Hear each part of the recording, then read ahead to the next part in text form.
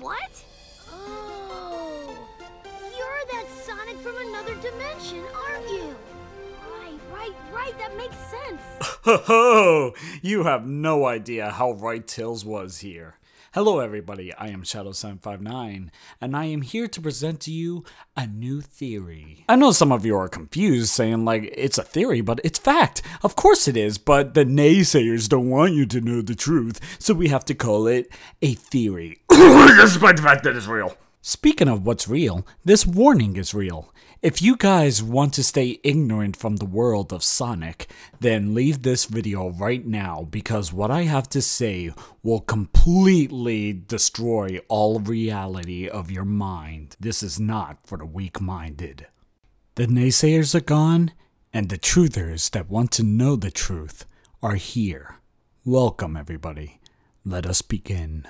A lot of people complain that classic Sonic is in Sonic Forces for no reason, and that is not true. He is actually the most important character in this whole entire game. What I dug up was mind-blowing. Now some of you may not know this, but Sonic Mania and Sonic Forces is actually connected.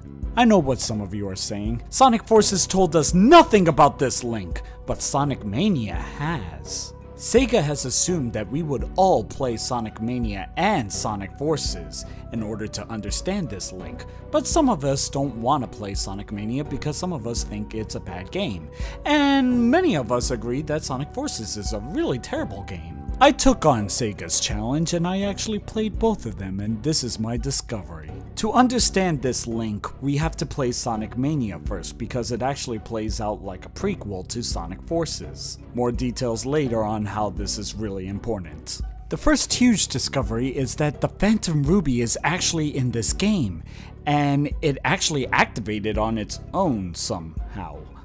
It was never explained throughout the game, but it really doesn't matter. Some of you are probably saying, how do you know that's the Phantom Ruby? Just by the look alone is not enough evidence. Well, I encourage you to listen to this sound bit.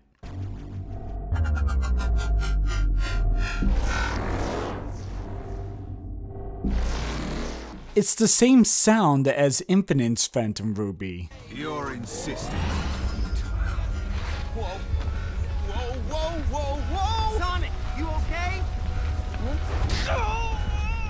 So the Phantom Ruby is the key item that connects Sonic Mania and Sonic Forces together. But why?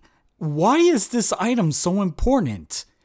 Perhaps it's because of what it can do. Let's take a look at their powers in both Sonic Mania and Forces. In Sonic Mania, we see that when the Phantom Ruby is activated, it lifts up everything like zero gravity. The same can be said for Sonic Forces. Well, maybe except for this part and some other parts, but it does for the most part. The Phantom Ruby in Sonic Mania makes everything go exposure, while in Sonic Forces, everything goes red. I believe it's because it's Infinite's favorite color that he makes everything red. I don't know why it's completely different. In Sonic Mania, the Phantom Ruby has the power to change the area completely, along with the appearances of robots and stuff. Sonic Forces, cubes made of stuff comes out. Last thing to note on the Mania of Phantom Ruby is that it could create this weird portal thing with the Chaos Emeralds, but more on that later. But the Phantom Ruby in Sonic Forces also has the power to create soulless copies. He just disappeared. That was a fake. So that's everything that we could physically see in cutscenes in both Sonic Mania and Forces.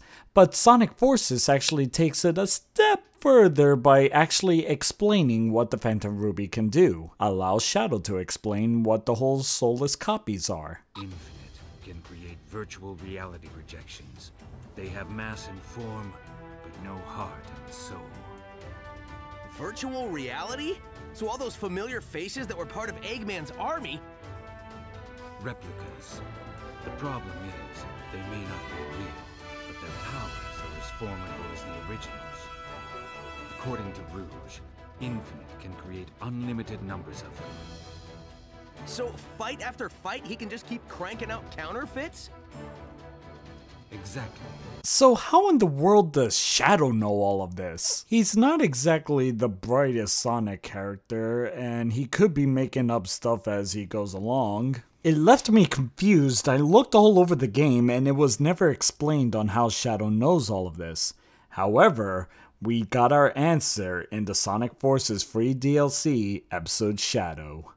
We're gonna skip to the important things. Shadow had an encounter with Infinite at the past, and since that fateful day, Infinite vows, Not weak. why do you ask? It's because Shadow said, Worthless. Don't show your pathetic face around me ever again. oof, that was badass. And what did Infinite do? He went ahead and took Shadow's advice and hid his face and never showed it to Shadow again.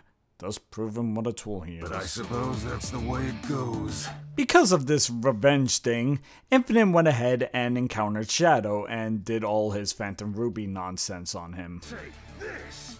As you can hear, the Phantom Ruby is being used, so use your imagination on what's going on. Shadow is left confused and finds himself in Green Hill out of nowhere, and he's not sure why, much like classic Sonic finds himself in Green Hill in Sonic Mania, and everything comes in full circle. So after that encounter of Infinite and everything that Shadow had to deal with, we could pretty much say whatever Shadow is saying is pretty much true. There's also more information about the Phantom Ruby, and Tills will explain it to you all. Found it! Virtual reality weapon, the Phantom Ruby. A weapon that takes control of people's visual and depth perception to feed false information to the brain, creating a new reality for them. Like a dream so real, if you bump yourself in it, your sleeping self will bruise? It's hard to believe. Eggman experimented with lots of prototypes, and then incorporated the final version into Infinite. Now we know everything about the Phantom Ruby, but here's the big mystery. Classic Sonic. How does this work? Because after all, this classic Sonic is... You're that Sonic from another dimension, aren't you? Exactly. So that means Sonic Mania is a different dimension compared to modern Sonic. Remember the Phantom Ruby's power by creating a portal with the Chaos Emeralds? Well, this finally comes into play, in what we assume is the true ending of Sonic Mania, because Sonic Mania had multiple endings, but let's face it, Tails being the hero at the end is laughable, Knuckles, yeah right, and Sonic is the only one that we are pretty sure would win the day. In this ending, Sonic gets sucked into the portal and then he strikes a pose very similar to Sonic Forces, which was in a Sonic Forces trailer and not in the game whatsoever, and I guess that really works. Honestly, this is all we got. If this sounds forced, it's only because it is. Heh, get it, Sonic Forces? Okay, moving on. Now we know that both Sonics are the same Sonic. So what is this talk of Sonic being in another dimension? Well, as we know, classic Sonic fell into a portal and then this scene happened.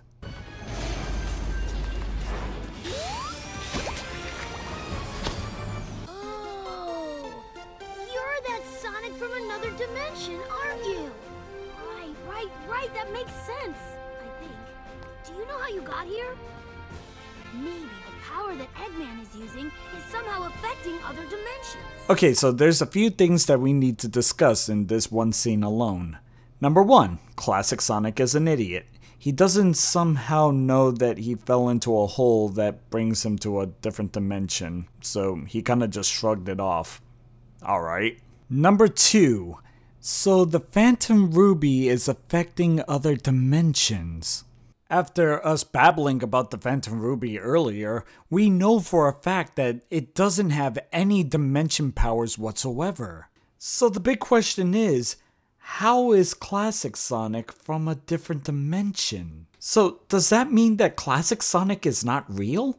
Everything that we've seen in Mania is completely fake? Is Sonic Mania one big illusion? Then why is it the first game out of the two? I once again try to reach out to Christian Whitehead about this disturbing information that I found, but alas, he didn't answer any of my calls because of my inability to send any. So I was left all alone, and sadly, I just don't have the answer. Classic Sonic is fake, and that's it. Sonic Mania is an illusion, and that's all the reason why it was important. That's it. Which is the kind of talk that Iizuka wants you to believe! He didn't expect someone to have no life whatsoever to overanalyze everything in Sonic Forces. But I'm here to prove him wrong, and I actually thought outside the box. And I figured out Sega's sneaky yet very complex story that they were trying to tell us. Once again, Sonic Forces is a very deep and complex story that all of you really need to pay attention to more. Mania just helped with making things overcomplicated, but it's also simplified. Classic Sonic is indeed from another dimension to Forces, but we were thinking about it in the wrong way. Wait, what? Sega was very clear on what Sonic Mania is. It's a real world where we see illusions appear, because that's the power of the Phantom Ruby. Because let's not forget, Virtual reality weapon, the Phantom Ruby. A weapon that takes control of people's visual and depth perception to feed false information to the brain, creating a new reality for them. Sonic Forces is that reality, created by the Phantom Ruby. And Classic Sonic was sucked up, and guess what? He's in a completely new reality. So, in other words, Classic Sonic is indeed From another dimension, aren't you? Tails also clarified it. How does Tails know that this is a Sonic from another dimension? It's because he's a fake Tails. The illusions know what's real and what's not. But wait a moment, you say. Does that mean that modern Sonic is completely fake? Well, no. Sonic Forces is the fake world. The Phantom Ruby actually got inside Classic Sonic's head and actually created the modern world of Sonic that he met in Sonic Generations. But how is that possible? That means that the classic Sonic from Sonic Generations and Sonic Forces and Sonic Mania are all the same Sonic. Well, we got an answer straight from the horse's mouth. Listen. Is the classic Sonic from Sonic Generations the same classic Sonic from both Mania and Forces? Yes, correct. Alright, thank you. Bullshilakis, but who am I to argue? But fine, let's accept that, and this scene suddenly makes sense. It's been generations since I seen you. You okay? So Classic Sonic is in another dimension filled with people that he already knows. So everything that seems rehashed is actually there for a purpose. Because this is everything that Classic Sonic knew about the Mono World. And even Zavok. Zavok? Whatever. People like him could actually be explained by the Phantom Ruby as well, because the Phantom Ruby creates. By creating clones, they have mass and form, but they have no heart or soul. That's honestly pretty much everybody in Sonic Forces. Tails is actually a perfect example on how this is pretty much in Classic Sonic's mind. The best way to explain this is through this clip. Whoa, chaos! Sonic, help me! We all thought this was out of character for Tails, but little did we know this is actually in character for Tails, because this is how Classic Sonic always viewed Tails, as that little kid that always wants Sonic's help.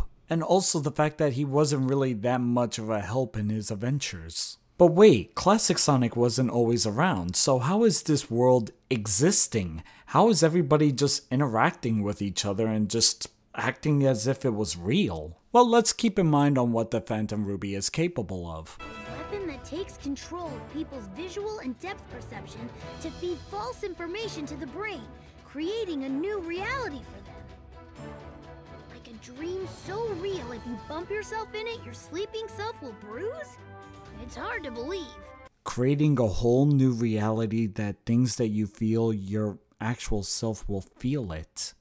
This is actually so powerful that it just created literally a new reality that maybe Tails and all of them are unaware that they are Phantom clones, but at the same time, deep down they probably are. Even the whole situation of what's going on in Forces is oddly enough very similar to Sonic Mania. Sonic in Sonic Mania disappears, Sonic in Sonic Forces disappears as well, leaving Eggman to do whatever he wants. The main bad guy Infinite in Sonic Forces actually gives us a hint by his theme song.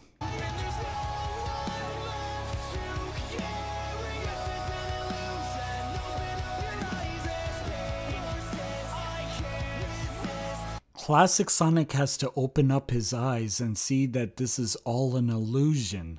The pain persists, and he can't resist. And when there's no one left to carry on, the world is doomed and it belongs to Eggman.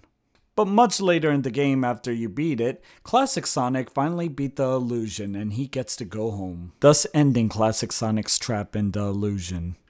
And what really sold this as an illusion world is because after this, Sega actually released Sonic Mania Adventures, continuing Classic Sonic's journey, because Forces was just an illusion. Sonic Forces kinda just ends while Sonic Mania continues, thus proving that Forces is not real. I hope you all learned something today, that nonsense is nonsense. Thank you so much for watching, and thank you to all my supporters. Remember, this is fact and don't let the naysayers tell you otherwise. They're like a conspiracy cult.